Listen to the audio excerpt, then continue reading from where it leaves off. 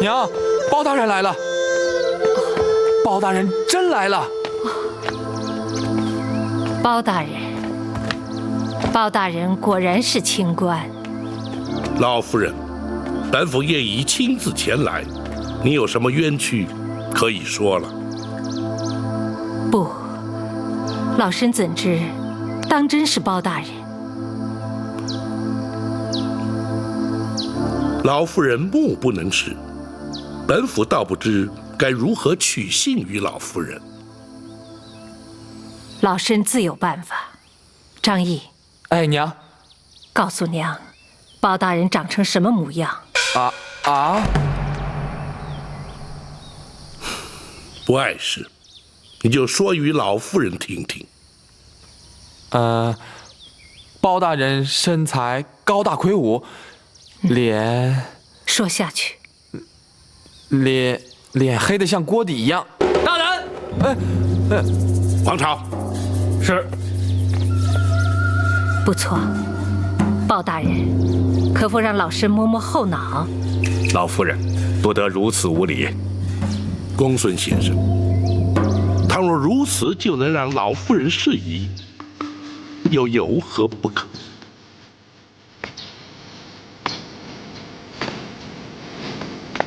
哎，这儿。后脑果然有一凸起，正是包大人没错。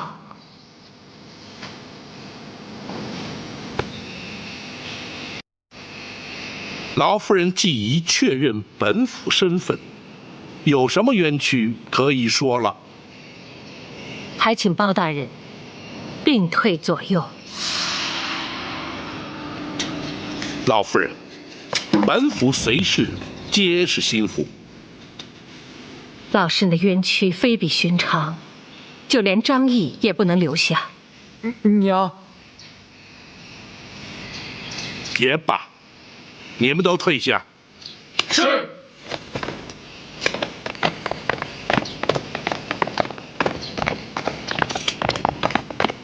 老夫人，可否容学生在场？你是？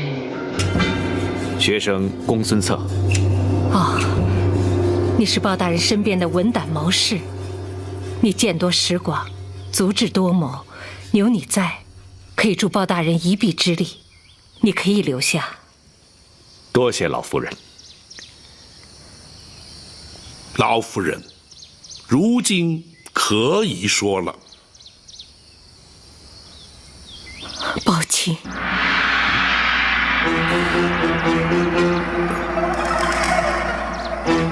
老夫人怎可用皇家口吻称呼本府？依法论罪，便是犯了欺君大罪。哀家原本就是皇宫中人，如此称呼有何不可？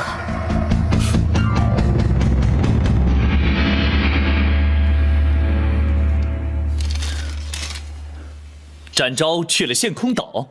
是的，包大人在书信之中言道，5日期限之内必定有所交代。哼，最好如此，否则朕不惜调配天下兵马，也要将那盗配之贼擒获，追回那一方玉佩。臣愚昧，臣不解的是，那方玉佩果真如此重要吗？或许在一般人眼里，那只是一块昂贵的玉佩而已。可是对朕而言，那却是朕童年的回忆与八王爷的谆谆教诲，意义非比寻常。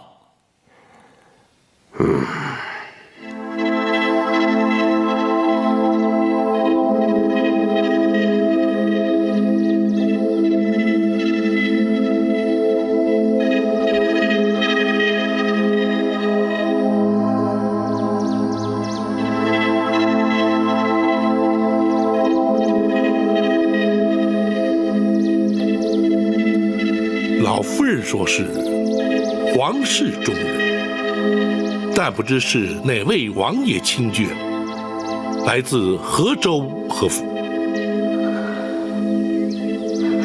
哀家本是赵氏家眷，来自包青执掌的开封府。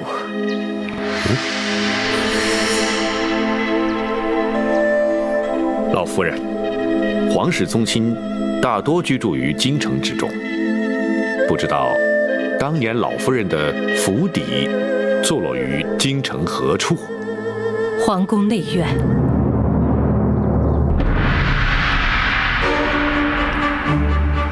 皇宫内院，乃是皇上宝眷所居之处，不可恣意妄言，惹祸上身。哀家何曾妄言？皇宫内院的玉晨宫，便是哀家的居住之所。住口！本府念你双目失明，年事已高，又恐你含冤莫白，负屈难伸，这才亲自前来查明原委。如今你却信口雌黄，胡言乱语，还不速速将实情相告，否则莫怪本府依法治罪，以正视听。保长，你怎敢断言哀家是信口雌黄、胡言乱语？那玉晨宫虽是宫中贵妃所居，然而却已荒废多年，无人居住。20多年前，哀家就住在玉晨宫。30年前，玉晨宫所住的乃是先皇在世之时的李贵妃。哀家入住之前，娘家本姓李。本府不知你是由何处听来宫中之事，然而那太妃李娘娘早在20年前便已仙逝归天，朝中文武百官无人不知，你又怎敢虚言假冒？宝钦指的可是20年前烧死在冷宫的李贵妃。你怎知李娘娘曾在冷宫？哀家知道的不仅仅如此。若不是当年人人都知道哀家已死，哀家又怎能逃得出宫来？如今哀家又怎么能在包钦面前揭发这段耸人听闻的宫闱秘史呢？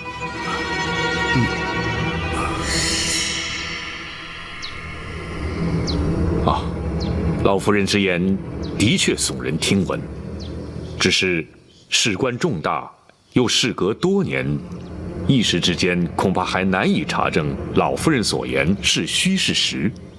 不知老夫人要如何取信于包大人呐？公孙先生果然是心思缜密。若是哀家拿不出证据，不但取信不了包大人，哀家的20年冤屈，恐怕也永无昭雪之日了。不错，本府一生办案，讲求的便是真凭实据。倘若老夫人提不出凭证，宝钦无需担心，哀家有先皇所赐，20年来珍藏遗物，从不敢随便离身。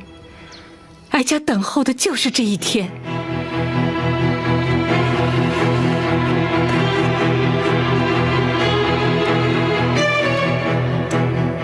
这是先皇御赐今晚，也是能证明哀家身份的唯一信物。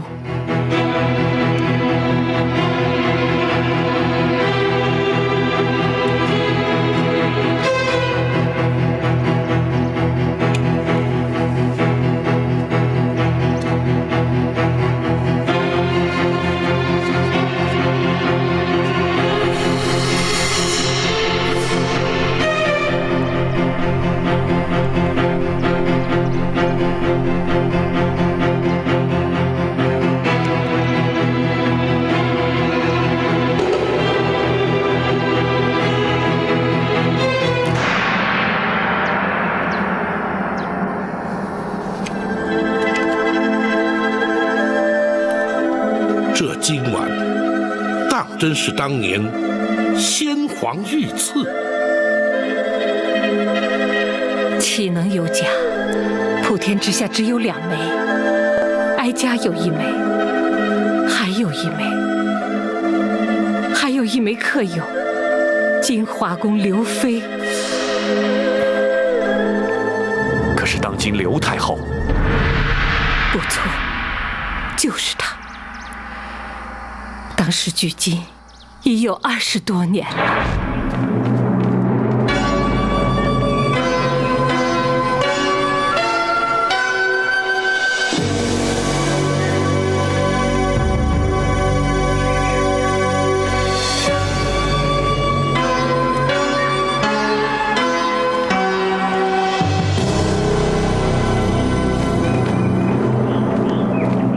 两位爱妃坐。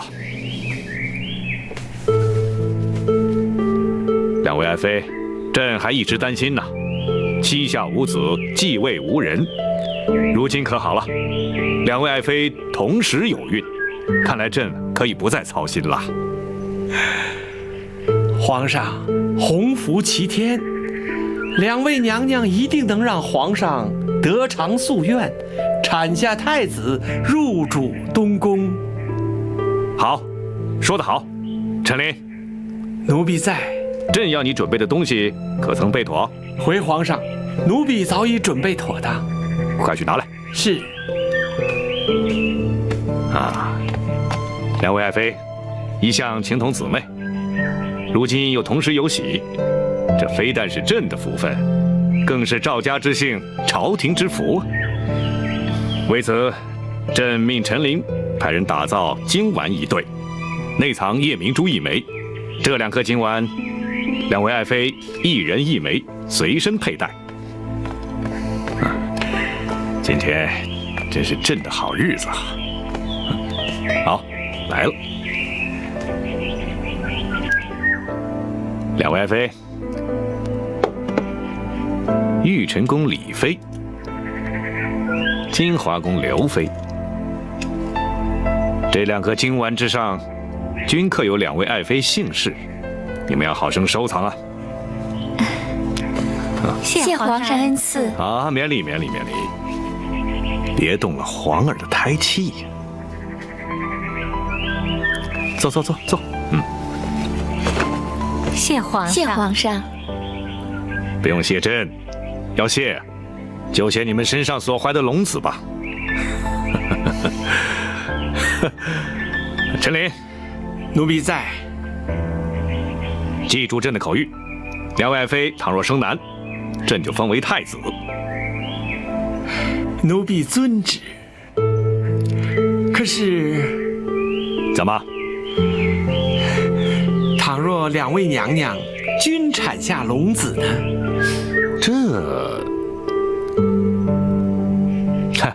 没关系，长者为大，先出生的就是太子。是，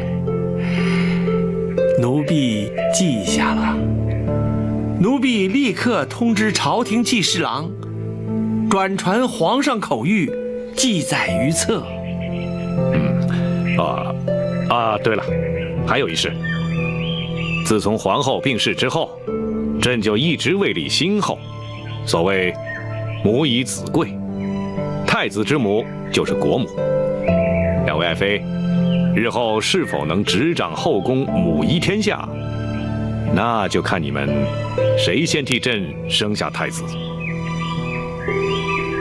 这枚金丸就是如此而来。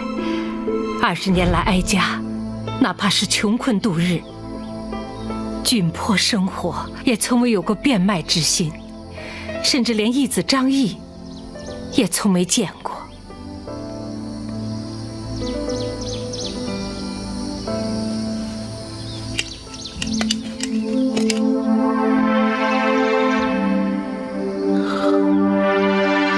大人，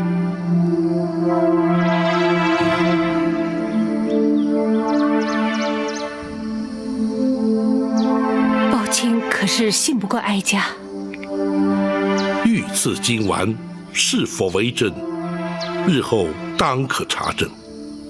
然而，宫闱之内诸多情事，若非亲自经历，单凭传闻，绝不会如此详尽。便是陈琳陈公公告老还乡之时，也曾与本府多有往来。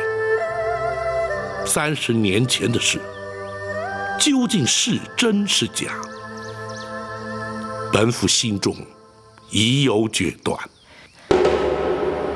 你怎么说？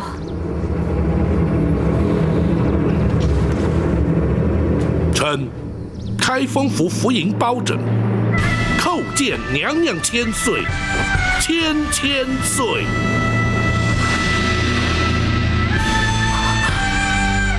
包请平身。谢娘娘。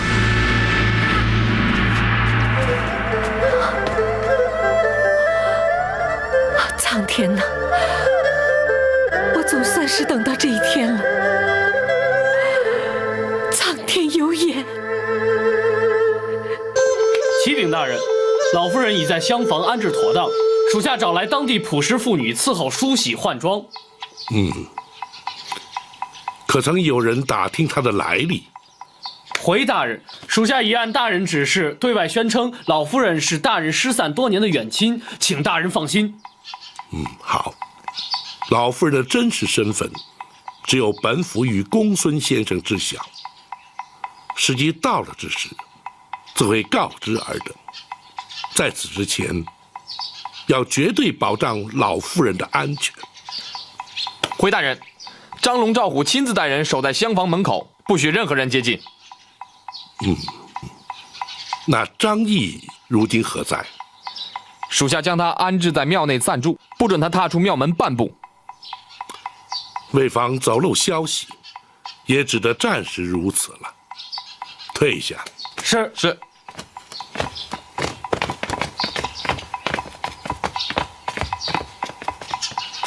大人，老夫人的行止，大人打算如何安排呀？此事太过棘手，先皇宠妃流落民间，却又在20年前传出死讯，这其中必有隐情。故而，本府将她接回庙中，待问明原委之后，再做定夺。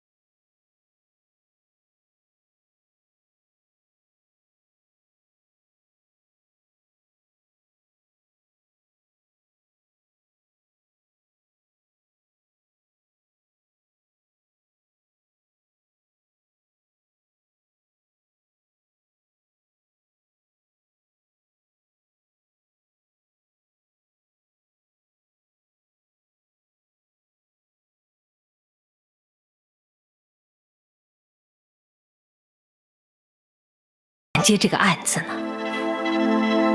娘娘何出此言？只因哀家的冤案牵扯到2位当今最为显贵的人。是哪2位？一位是当今的柳太后。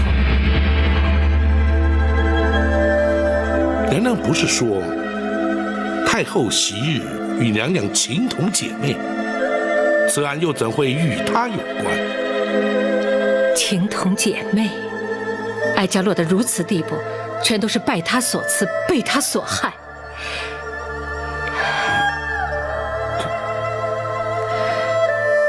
当年，哀家的预产期比他早，临盆之际，先皇来到玉成宫探视。爱妃啊，太子就在爱妃的腹中，就看他打算什么时候出来了。皇上怎么又来了？现在是男是女还不知道呢。皇上怎能肯定一定是男婴呢？错不了，产期就在这几天，朕有十足的把握。是啊，一定是位太子。如果明日出生，可就和八王爷同月同日生辰了。哦，哎呀，朕差点忘了，明儿个朕是玉帝的寿辰呐。真巧，若是能和八贤王一样的生辰，那日后肯定和八贤王一样贤德。但愿如此啊。陈琳，奴婢在。去玉果园采些应时果品，与八贤王送去。奴婢遵旨。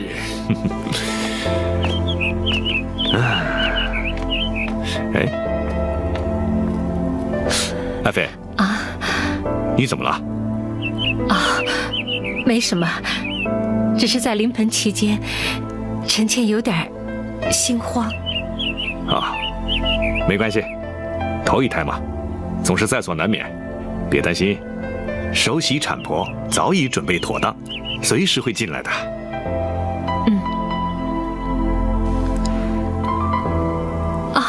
爱妃，你怎么了，爱妃？爱妃，爱妃，快生了，快生了，快生了，快来人啊！找产婆进来，快找产婆进来！是。爱妃，别慌啊，马上就好啊。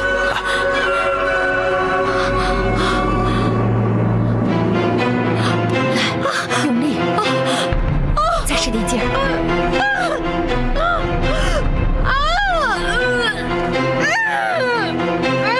再用力。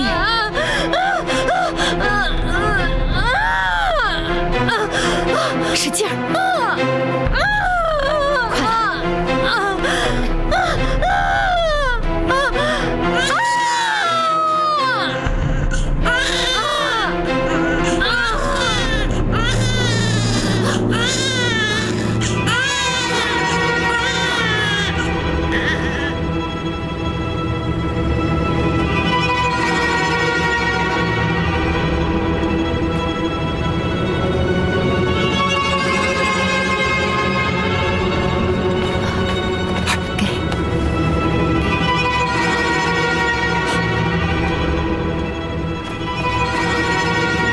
但不知娘娘当年所生是男是女？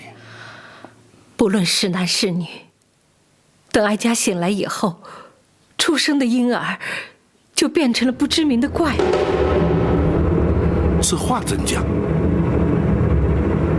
郭怀与产婆尤氏勾结，趁乱将婴儿以剥去皮的狸猫调换。先皇得知，一怒之下，将哀家打入冷宫。其实这一切全是刘妃在暗中指使。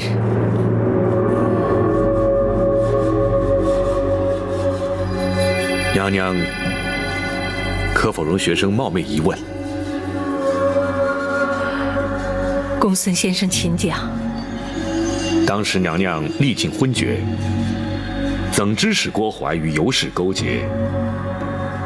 又怎知全是刘太后暗中指使呢？公孙先生问得好。在哀家被打入冷宫7年以后，陈琳来到了冷宫，将刘妃的阴谋一一揭发。哀家那个时候才知道，自己产下的真是个男婴。陈总管虽是先皇驾前的首领太监，却又怎会知晓如此隐秘之事？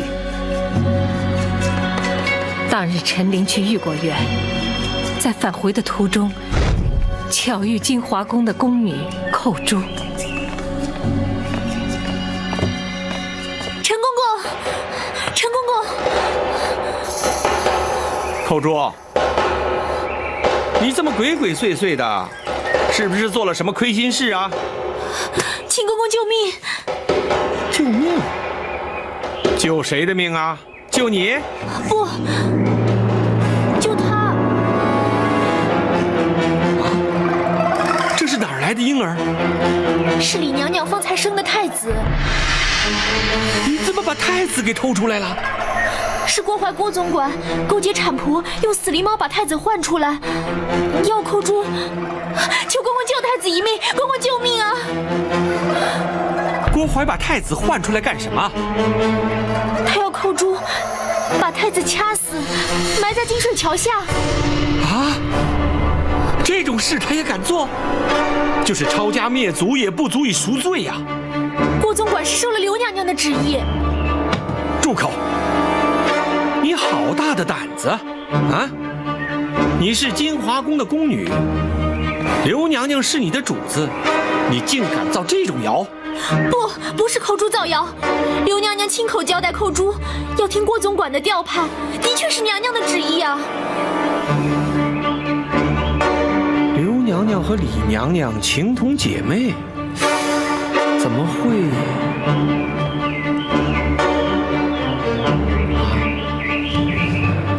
难道是为了争夺正宫娘娘之位？李娘娘产下了太子，皇上就要封她为皇后？一定是这个缘故。公公，你快把太子带出宫去，如果被郭总管发现，恐怕我们都得赔上性命啊。不错，干下这种大逆不道的事，一定会杀人灭口。可是我能把太子带到哪儿去呢？哪儿都行，只要出了宫，先保住太子的命再说。寇珠，你是刘娘娘的心腹，否则她不会让你参与这种事。可你为什么要背叛她呢？公公，寇珠虽然只是个下人，可是还懂得道理。太子是皇上的亲骨肉，大宋朝未来的君主，只要是大宋子民，人人都该拼着性命的保护他。再说，孩子是无辜的，不能让他成为争权夺利的牺牲品呢。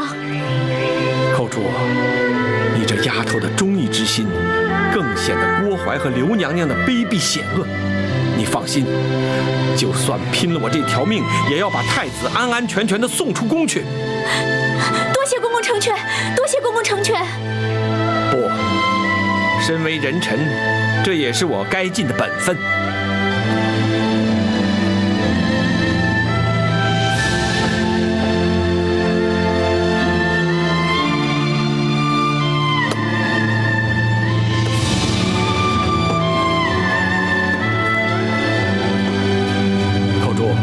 你自己要多加小心呐！是。竟有这种事，这不仅是耸人听闻，简直是匪夷所思啊！若说出去，的确是让人难以置信。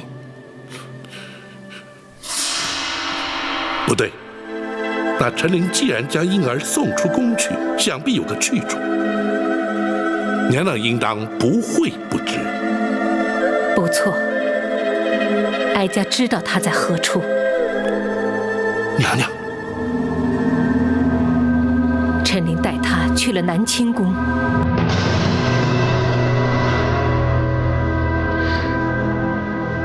南清宫是八王爷的府邸，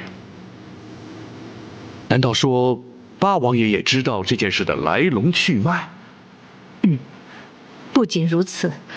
八王爷还把他带到自己府邸，与其他皇子一起抚养。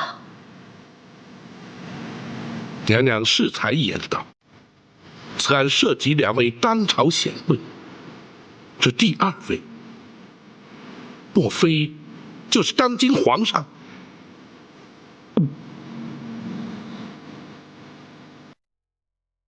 而当年襁褓中的婴儿，也就是如今的大宋皇帝。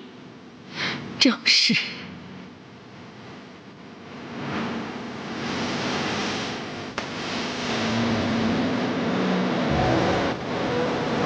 好一位贤德忠心的八贤！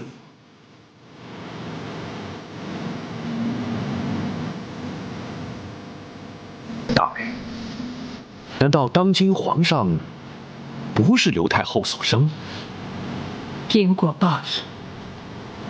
在哀家被打入冷宫以后，他虽然也生了一名男婴，并封为东宫太子，他自己也如愿以偿地坐上了正宫之位。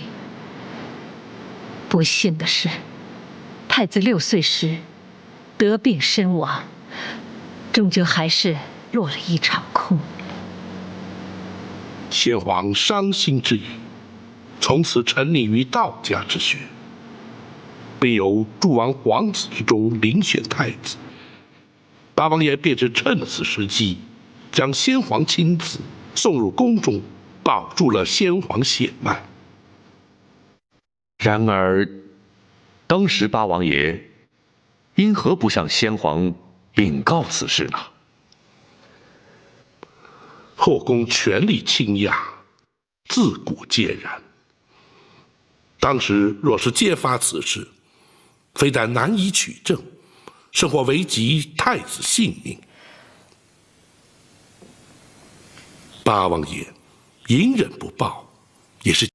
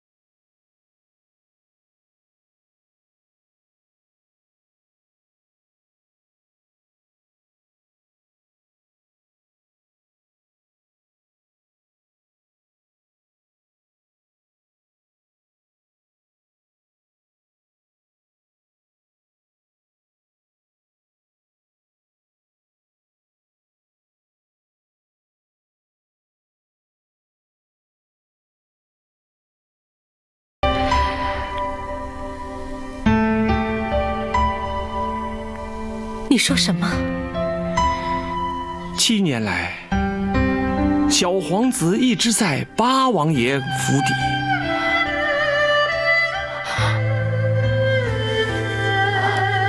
你说什么？你再说一遍。八王爷谎称是自己亲生，而且蒙圣上钦点为东宫太子啊！东宫太子？你是说，日前误闯冷宫的那位太子，是本宫的亲生骨肉？正是啊！八王爷唯恐小太子被奸人所害，因此隐瞒至今。娘娘赠给太子的玉佩，八王爷看到了，未免娘娘担心，才要奴婢前来禀告娘娘啊。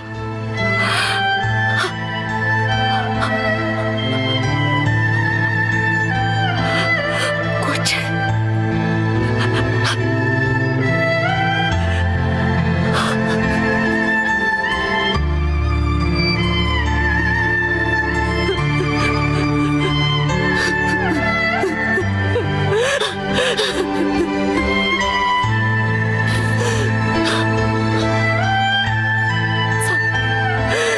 苍天有眼，我那皇儿竟安然无恙。娘娘，八王爷特别交代，此事切莫声张，若要被奸人得知，后果就不堪设想了。是谁？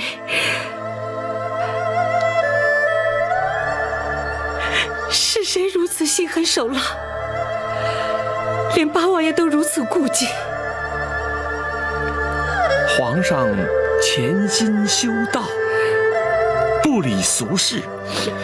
如今宫中大权在谁手中，想必娘娘清楚啊。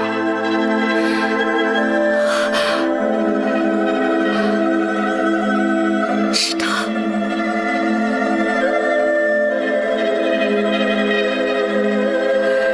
是他。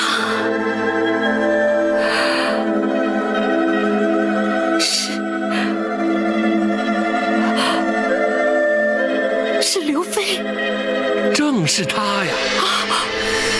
刘娘娘觊觎正宫娘娘大位，才指使郭槐定下这狸猫换太子的阴谋啊！我和她情同姐妹，情同姐妹啊！她怎么会如此心狠呢？唉，权势诱人啊！如今她也得偿夙愿，成了当今皇后了。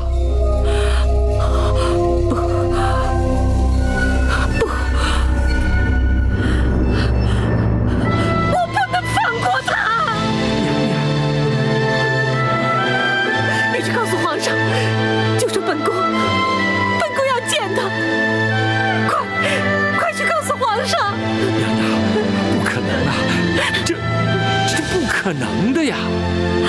皇上因为娘娘生下了怪物，一直耿耿于怀。而且狸猫换太子一事难提证据，倘若声张出去，反倒让刘娘娘有了警觉，反而对娘娘和小太子都不利呀。难道就由任他上下其手，为所欲为吗？要忍，八王爷一再嘱咐要娘娘忍耐，他会寻个适当的时机揭发此事。娘娘千万不要因一时冲动，反而招祸呀！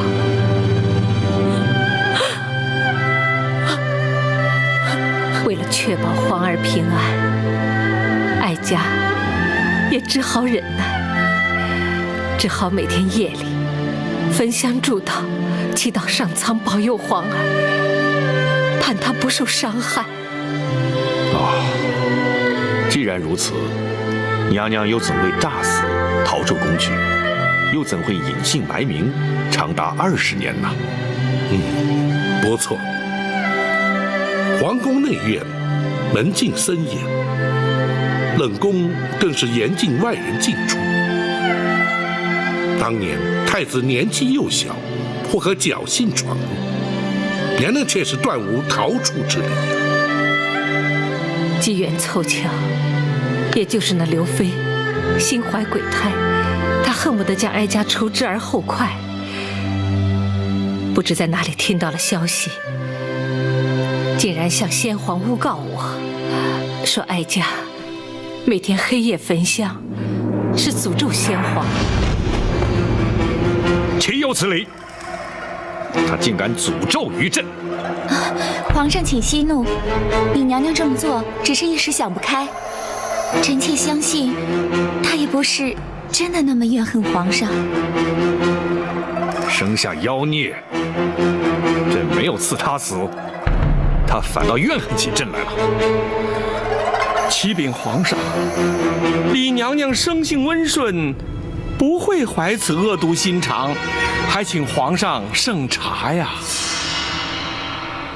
陈总管，他若不是诅咒皇上，那他为什么要半夜3更的烧香呢？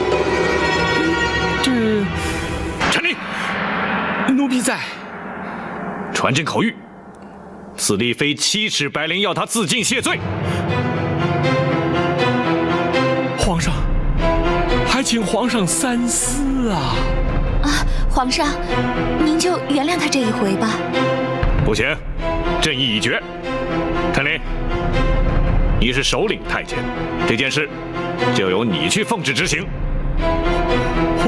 皇上，大胆！你敢抗旨不遵？奴婢不敢，奴婢遵旨。郭槐，奴婢在。你是后宫太监总管，你听着，1个时辰之后，去冷宫验明正身。奴婢遵旨。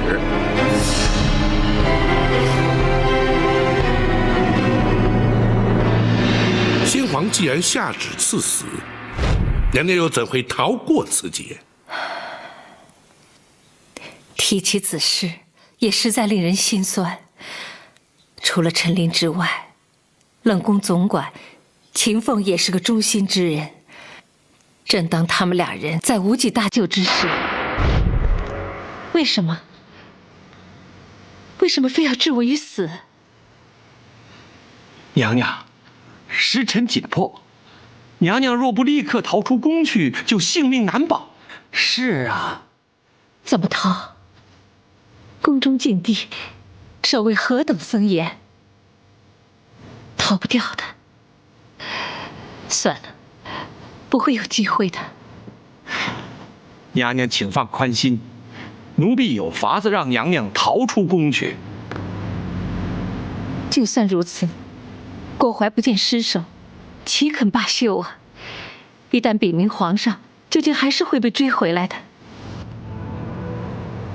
回娘娘，有尸首。这话怎么讲？奴婢已安排好了替死之人。替死？是啊。云中，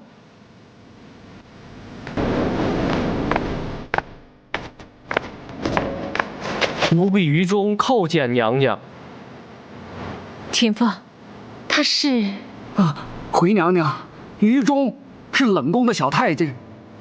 奴婢自他9岁进宫，便一直带在身边，由他替死，就有了尸首。真是难为你们了。可是郭槐奉旨验明正身，又岂会认不出来？由他替死，不是白白赔上一条性命吗？这没有用的。不，郭槐认不出来。他怎么会认不出来呢？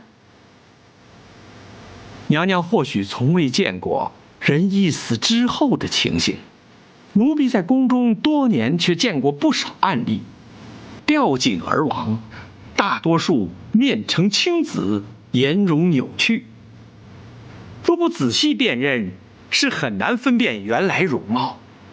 可是郭槐他要是仔细辨认怎么办呢？那郭槐心怀鬼胎，问心有愧，谅他也不敢正眼去看。娘娘，奴婢相信这一定能瞒过郭槐的。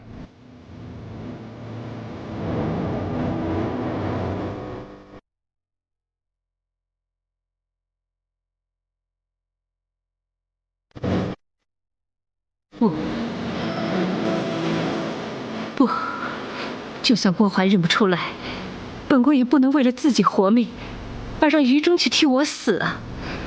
任何人都没有这个权利，让他做这样的牺牲，启禀娘娘，奴婢是自愿替死的。你说什么？奴婢自幼进宫，跟随秦总管学到了不少忠义的道理，能为娘娘替死是奴婢的福气，奴婢心甘情愿。不，本宫不同意。请娘娘成全奴婢的一片忠心。让你替死，固然可以让你得到全忠，可是本宫却成了不义之人，本宫万万不能同意。娘娘。娘娘，请娘娘和于中互换衣服。奴婢在城外已安排好了人接应，再迟，郭怀一到就来不及了。不，请娘娘为太子殿下着想啊！倘若娘娘奉旨归天，太子殿下恐怕永远不会知道娘娘是他的亲生之母啊！娘娘，你怎么又能忍心让太子殿下认贼作母，终其一生呢？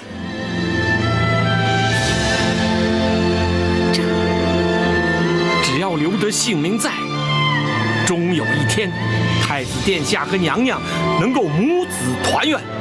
届时，非但能洗刷娘娘的冤屈，更能让这是非黑白、善恶对错昭然于世啊！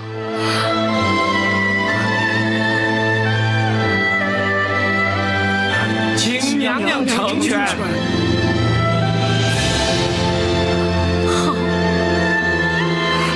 本宫深受你们一片忠心。谢娘娘。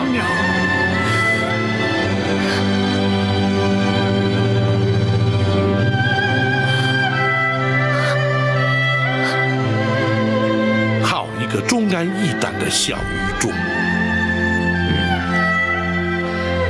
无论是于中，还是秦凤、陈琳，他们都是哀家生命中的贵人。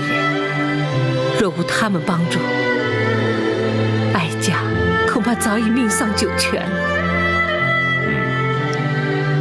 娘娘，既然那秦凤替娘娘安排了接应之人，又怎会让娘娘流落至此，饱受穷困苦难呢？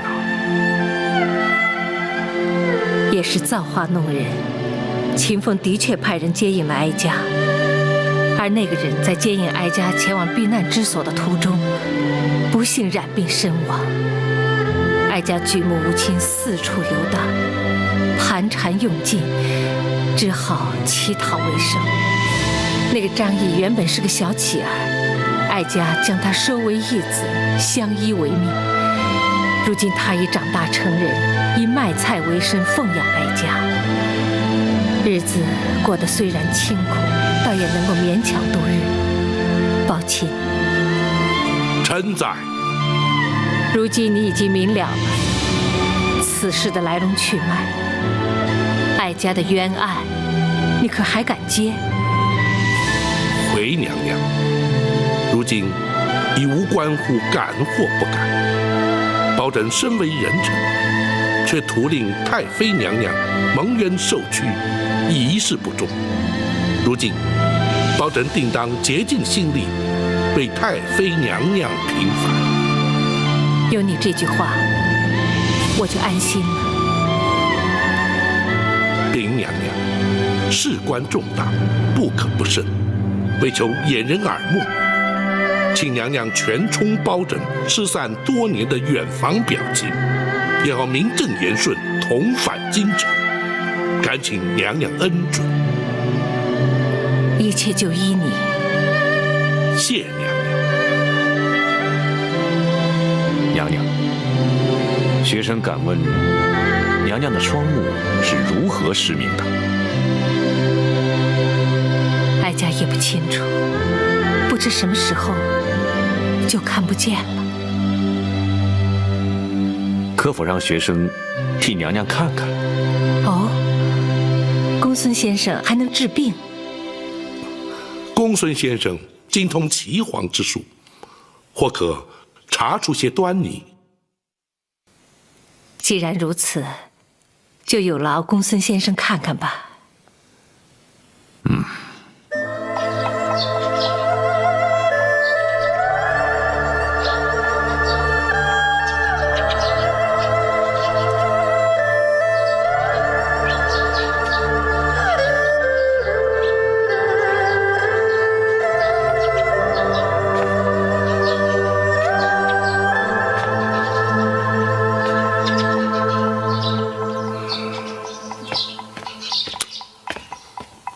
孙先生情形如何？大人，老夫人是因为念子心切，终日以泪洗面，导致哭瞎了双眼。可有复明之计？拖延时日过久，恐怕难下定论。学生尽力而为。大人如今作何打算？此案牵涉太广，一时尚难有对策。然而无论如何，都必须尽快回京，以免夜长梦多。王朝马汉在，准备一顶软轿为老夫人代步，一旦准备妥当，立刻启程回京。是。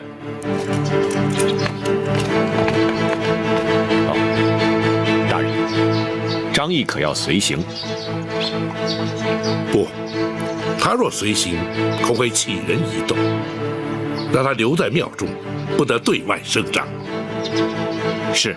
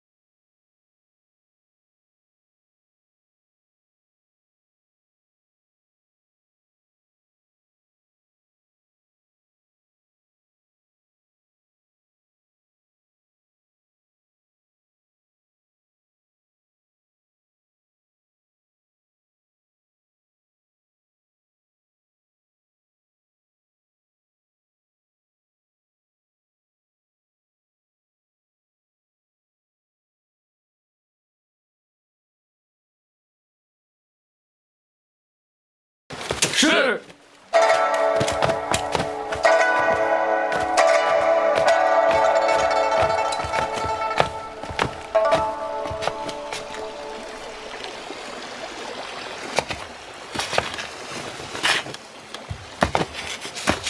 大人返京之后，打算如何着手？公孙先生估计，太妃娘娘所言之事，真假如何？学生以为90%是真。不错，本府也如此认为。不过，太妃娘娘所言之事，除却亲身经历之外，其他全都来自陈琳。大人对陈总管又知道多少呢？陈琳虽是皇上多年，甚至可以说，皇上在宫中是由陈琳一手带大，故而皇上尊封陈琳，亚父称号。既然如此，皇上登基之后，陈琳为何没有向皇上陈述当年的往事呢？这一点本府就不得而知了。不过皇上登基不久，陈琳就告老还乡，想必他自有道理。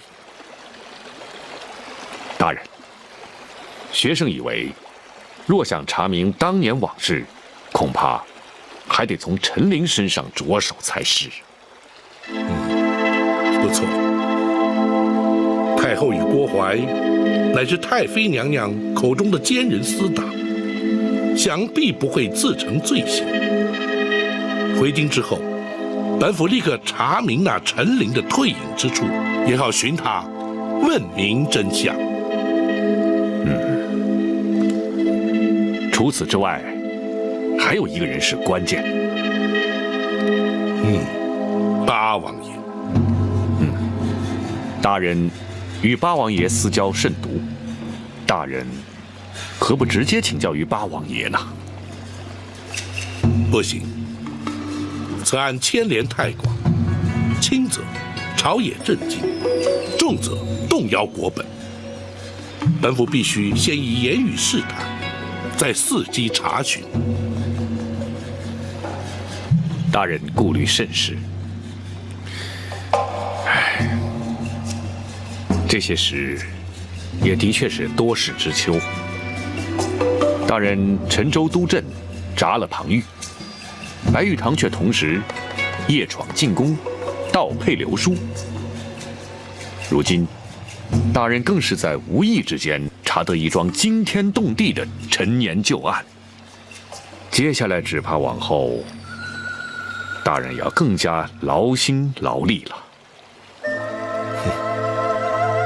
既识君路，忠君之事，本府理当尽力而为。只是展护卫只身独闯陷空岛，究竟能否追回玉佩，却让本府颇为挂记呀。学生相信，展护卫绝不会有负大人所托。但愿如此。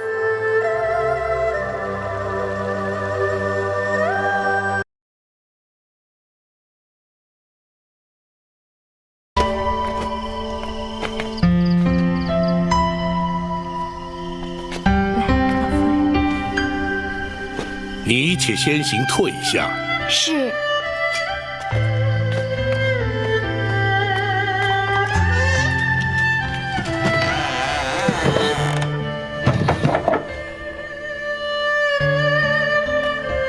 娘娘，府衙内并无女眷，这厢房乃是为包拯嫂娘来京暂住所备，不周之处，还请娘娘见谅。无论是何处，都要比那破屋强多了。包青口中的嫂娘是何许人？怎么会有如此怪异的称呼？回娘娘，包拯自幼父母双亡，乃是长嫂带大，故而以嫂娘相称。这倒颇不寻常。嫂娘至于包拯，虽无生育之恩，却有养育之情，故而包拯始终以人子之礼视之。包青能视长嫂以孝，的确是难能可贵。所谓百善孝为先，无怪乎能成为朝廷支柱，社稷栋梁啊。娘娘谬赞，包拯只是略尽本分而已。哀家可羡慕得很呐。娘娘请宽心，一旦全案查明、彻底平反之后，娘娘定可以与皇上重续天伦。然而在此之前，还请娘娘多加忍耐。哀家自知此案难办，所谓事不关心，关心则乱。也罢，哀家一切静待包青安排吧。是，包拯立刻着手。你奉旨陈州督镇返京，为何不进宫面圣交旨呢？若非奉诏，夜不入宫，乃是宫中的体制，包拯岂敢不遵？再者，惊扰圣驾总是不该。明日早朝之后再做禀奏也还不迟。可是个好皇帝。皇上年事虽轻，却老成持重，称得上是一位仁德之君。那就好。哀家20年前总算是和他见过一面，那时候他才7岁，不知现在长成什么模样了。皇上英武威仪，与先皇颇为神似。是吗？哀家恐怕永远也无缘亲眼见到他了。娘娘请宽心，公孙先生博学多闻，医术精湛，包拯相信，他定能令娘娘双目复明。那就寄望于他了。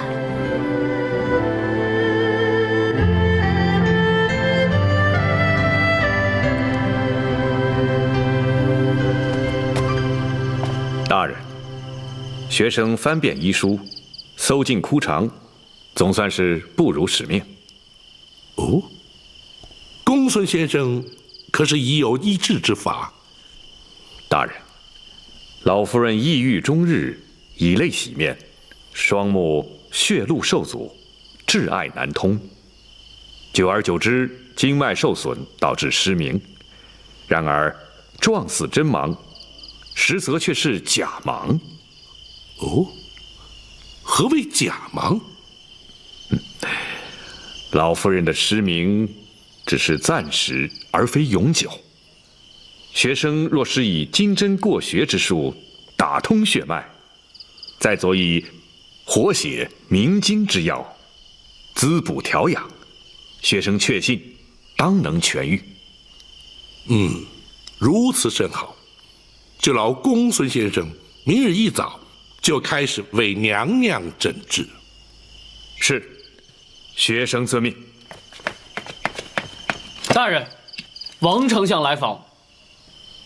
相爷怎会在此时前来？快请至花厅说话。是。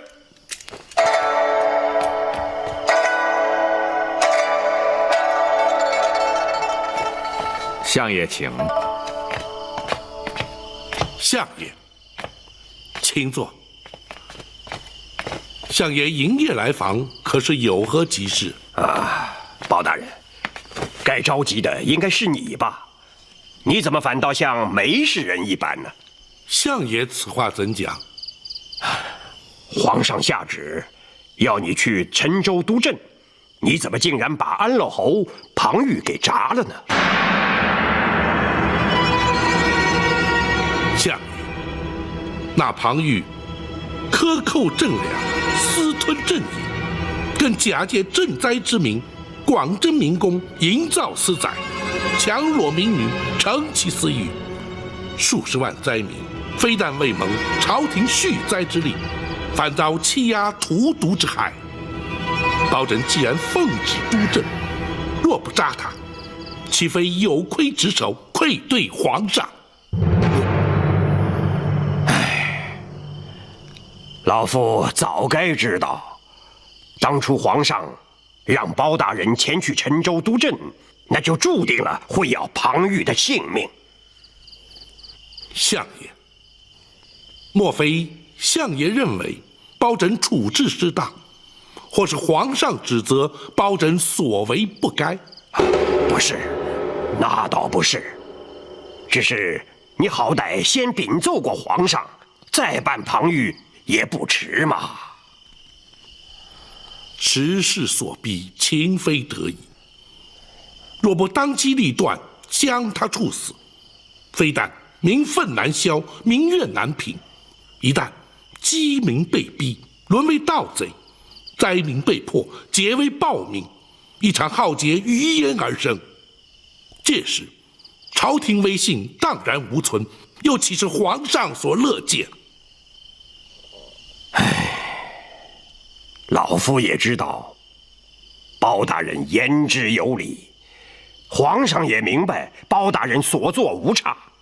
可是皇上毕竟要面对庞太师与庞娘娘嘛，这父子连心，姐弟情深，皇上实在不堪其扰啊！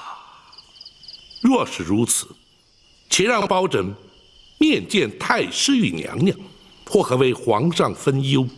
不，千万不可！皇上就是担心包大人与他们碰上，所以才要老夫半夜赶来知会你。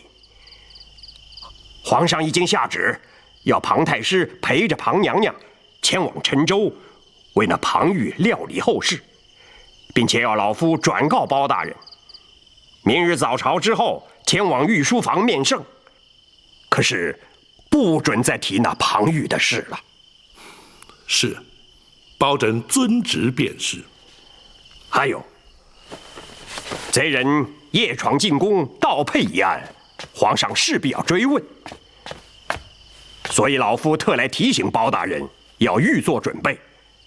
那块玉佩对皇上至为重要，无论如何都得追回来，否则此事，恐怕是难以善了啊！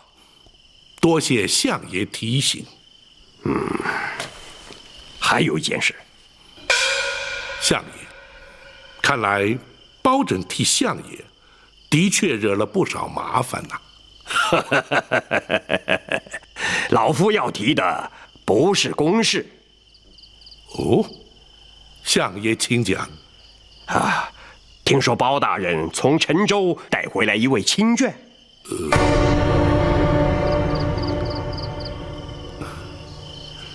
相爷何以得知？包大人一向公而忘私，夫人家小均在泸州老家，从未进京。这回从陈州带回一位亲眷，反倒轰动了京城啊！相爷取笑了，那是包拯一位失散多年的远房亲眷。哦，失散多年，得以重聚，倒也难得呀。相爷，这位老夫人不幸双目失明，大人将她带回京城，是要学生为老夫人治疗。哦，哪能治得好吗？学生尽力一试。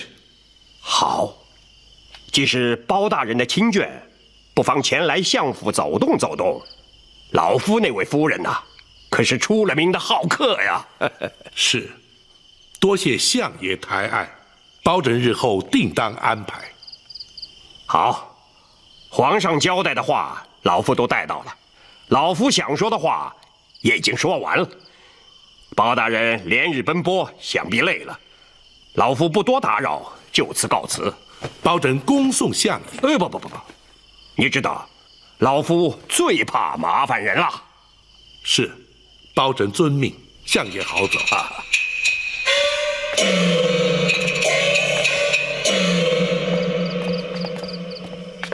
想不到，老夫人进府的事居然传了出去。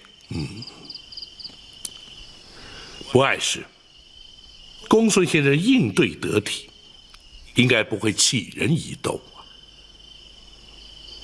展护卫尚未回来，明日大人面圣之时，打算如何向皇上禀奏啊？实话实说。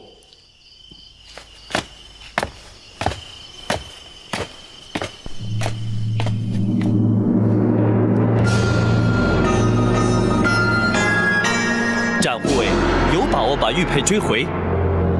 回皇上，臣确信展护卫必能不负所托。那夜闯进宫盗佩流书的究竟是什么人？据展护卫指称，此人来自江湖，人称锦毛鼠白玉堂。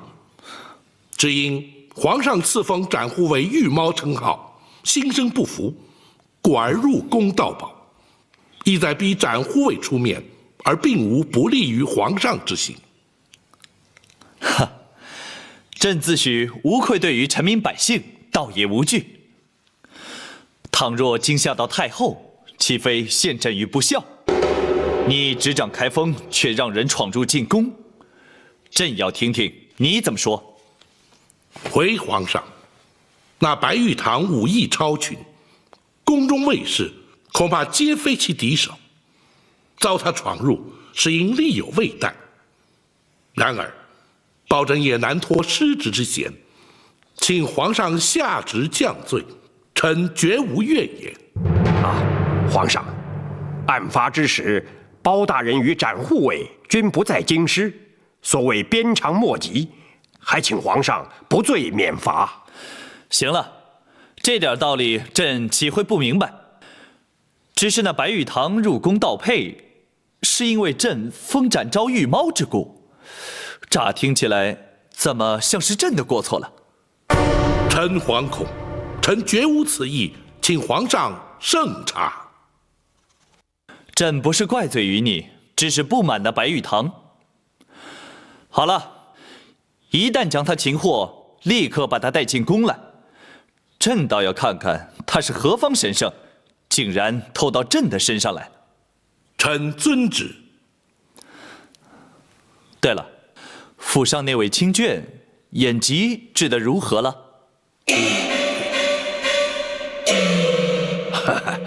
包大人休怪老夫，你携眷返京极不寻常，就连皇上都有所耳闻。皇上问起，老夫怎能不说？相爷，哎，的确不能怪王丞相，是朕主动提问的。皇上日理万机，操劳国事，包拯不敢因私务而惊动皇上。这就是包卿的不对。你乃是朕的肱骨之臣，朕表示关心，难道不对吗？臣不敢。包大人，皇上是以仁孝治国，既然尊长有疾，此职焉能不忧啊？包大人公务繁重，若是再为家务所累，岂不反倒让皇上心中不安了吗？这包拯绝不会因私害公。行了，朕知道你一向公而忘私，既然朕已开口询问，难道包卿就不打算回话吗？臣不敢。那位老夫人正在府中由公孙先生诊治，请皇上万勿挂心。好，公孙先生神医神术，想必能够治愈。若需要宫中御医协助，包卿尽管开口。谢皇上隆恩。